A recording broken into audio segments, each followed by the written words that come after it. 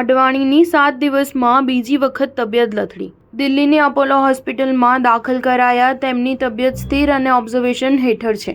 ભારતીય જનતા પાર્ટીના વરિષ્ઠ નેતા લાલકૃષ્ણ અડવાણીને ડોક્ટર વિનીત સૂરીની દેખરેખ હેઠળ રાત્રે 9 વાગે અપોલો હોસ્પિટલમાં દાખલ કરવામાં આવ્યા છે. હાલ તેમની તબિયત સ્થિર છે અને ઓબ્ઝર્વેશન હેઠળ રાખવામાં આવ્યા છે. 96 વર્ષના અડવાણી વય સંબંધિત સ્વાસ્થ્ય સમસ્યાઓનો સામનો કરી રહ્યા છે. થોડા દિવસો પહેલા અડવાણીને બગડતી તબિયતને કારણે દિલ્હીની એમ્સમાં દાખલ કરવામાં આવ્યા હતા.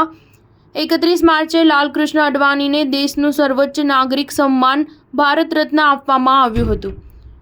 રાષ્ટ્રપતિ દ્રૌપદી મુર્મુએ તેમના ઘરની મુલાકાત લીધી અને તેમને ભારત રત્નથી સન્માનિત કર્યા.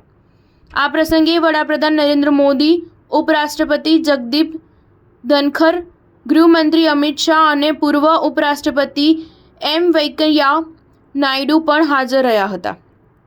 વડાપ્રધાન મોદીએ 3 ફેબ્રુઆરીએ તેમને ભારત રત્ન આપવાની જાહેરાત કરી હતી. અગાઉ 2015માં અડવાણીને દેશના બીજા સર્વોચ્ચ નાગરિક સન્માન પદ્મ વિભૂષણથી નવાજવામાં આવ્યા હતા. 7 જૂને લોકસભા ચૂંટણીમાં એનડીએની જીત બાદ વડાપ્રધાન નરેન્દ્ર મોદી લાલકૃષ્ણ અડવાણીના આશીર્વાદ લેવા પહોંચ્યા હતા. આ દરમિયાન તેમણે અડવાણીને પુષ્પગુચ્છ અર્પણ કર્યા હતા. સ્ટાર ન્યૂઝ 7 હંમેશા સચ્ચાઈની સાથે.